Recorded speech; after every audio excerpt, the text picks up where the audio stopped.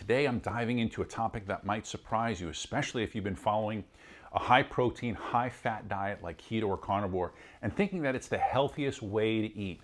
Now, don't get me wrong, protein and fat are absolutely essential. They help with hormones, they help with satiety, they help with blood sugar. There's a lot of things they help with. But when consumed in excess or out of balance, especially without fiber or plant diversity, this type of diet can really wreak havoc on your gut. So today I'm going to walk you through the hidden dangers of high fat, high protein diet and how it really damages your gut health, your gut microbiome, your overall digestion. Let's get into why high protein, high fat diets are so damaging to gut health. So one of the biggest concerns with high fat, high protein diets is how they impact intestinal permeability. This is often referred to as a leaky gut. Studies show that diets high in saturated fat and low in fiber can damage the tight junctions in your intestinal lining. This is the very barrier that protects your bloodstream from toxins and pathogens. When these tight junctions break down, toxins and food particles and bacterial fragments can leak into the bloodstream. This in turn triggers the immune system, promotes inflammation, leads to a range of issues from fatigue and joint pain to brain fog, skin problems, and again, those flare-ups for those people who suffer with autoimmunity. Now let's turn our attention to the gut microbiome, because here again, this is also where high-fat protein diets affect the microorganisms living in the digestive tract that influence everything from mood and metabolism to our immune system. Here's what happens when your diet is too high in fat. One, your body produces more bile to break down all those extra fats. But an excess of bile doesn't just digest food, it also changes the balance of your gut bacteria. It encourages the growth of bile-tolerant, sulfate-reducing, gram-negative species like E. coli. And when these bacteria become too dominant, they can trigger inflammation, they can contribute to colitis, and even drive a type of SIBO known as hydrogen sulfide SIBO. And at the same time, high-fat, high-protein diets tend to starve beneficial bacteria, the ones that thrive on prebiotic fibers found in fruits and vegetables and legumes. Without enough of these fibers, your good bugs weaken while the harmful ones begin to take over. And again, this shift in microbial diversity is called dysbiosis, and it's a major trigger for gas and bloating, irritable bowel-like symptoms, inflammation, fungal overgrowth, bacterial overgrowth, a reduction in the beneficial compounds like butyrate, which is a short chain fatty acid essential for the gut lining. So another problem with high fat diets is LPS, lipopolysaccharide endotoxins. Now, this is something that people don't often hear about. Now, LPS or lipopolysaccharides, these are toxic molecules. They're found in the outer membrane of gram-negative bacteria. And when your gut barrier is intact and not leaky, LPS stays safely in the gut where they belong. But when you consume a high-fat diet, especially one that's too rich in saturated fats, low in fiber, low in polyphenols, and you have this leaky gut, LPS is now transported to the bloodstream through the lymphatics.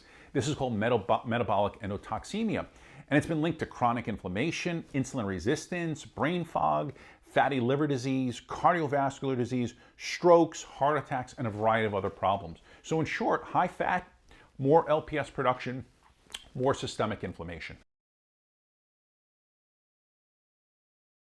So the next thing we have to talk about when it comes to high-fat diets is the high-fat diet's effect on digestion.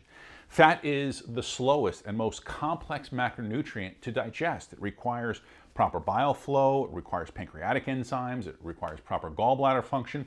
And when any of these are compromised, high-fat meals can cause gas and bloating, it can cause loose stools, it can cause a sluggish feeling after eating. It can cause nausea in some people, especially those that don't have a gallbladder. But over time, your body begins to downregulate the enzyme and bile production, especially if your diet lacks bitter foods or digestive stimulants and also fiber. This digestive stagnation leads to fat malabsorption, it leads to gut dysbiosis, it leads to nutrient deficiencies, particularly in those fat-soluble vitamins like A, D, E, and K. And maybe you've noticed this because every time you go and you have your blood work done, your vitamin D levels keep coming back being low. All right, the next thing we have to talk about as it relates to high-fat diets is just inflammation in the gut. Here again, multiple studies have shown that high-fat diets increase inflammation in our gut lining. This isn't just because of LPS or microbiome imbalances, but we know that certain fatty acids, particularly from processed foods or conventionally raised meats, promote the release of inflammatory cytokines like TNF-alpha and interleukin-6. The result is you are going to experience abdominal pain, irregular bowel movements, worsening of your inflammatory bowel disease, increased risk of leaky gut, and food sensitivities. How many people now are reacting to all different kinds of foods that they didn't react to a year ago?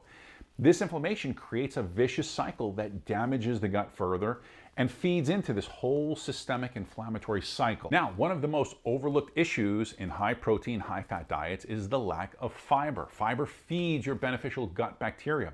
And when it's missing, these microbes can't produce short chain fatty acids like butyrate, which strengthen the gut lining. They reduce inflammation, they support immune function, they help regulate blood sugar and brain health. And without butyrate, your gut lining begins to weaken and deteriorate. Your inflammation levels begin to rise, and something called the gut-brain axis becomes compromised.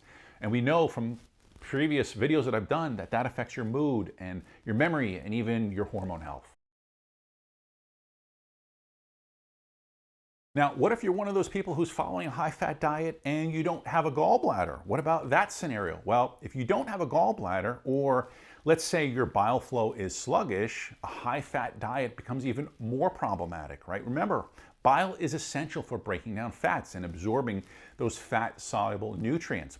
And without proper bile flow, fats sit undigested in the gut, and they ferment, and they can cause diarrhea and steatorrhea, which is greasy stools. They can cause bloating, which can lead to SIBO. They can lead to biliary sludge and gallstone formation. Supporting bile flow with bitters, phosphatidylcholine, taurine, or ox bile, especially if you don't have a gallbladder, is incredibly important. Again, too much fat, too little fiber, major, major problem. All right, so what's the takeaway in all this? Well, number one, the problem isn't necessarily just fat or protein by themselves. It's the imbalance. When these macronutrients dominate your diet at the expense of fiber and vegetables, and again, all these plant compounds and gut supporting nutrients, that's the problem. If you're on a high protein, high fat diet and you're struggling, let's say with gas or bloating or diarrhea or ongoing SIBO or brain fog or chronic fatigue, worsening digestive system, it's time to start reevaluating what's on your plate and consider rebalancing your macronutrients. So while high protein, high fat diets can offer short-term benefits like appetite control, weight loss, which is a big one for a lot of people, the long-term gut consequences is very serious, especially if you're not supporting your microbiome or your digestive system function properly. Your gut is the foundation for your immune system, for your mental health, for hormone balance, cardiovascular health.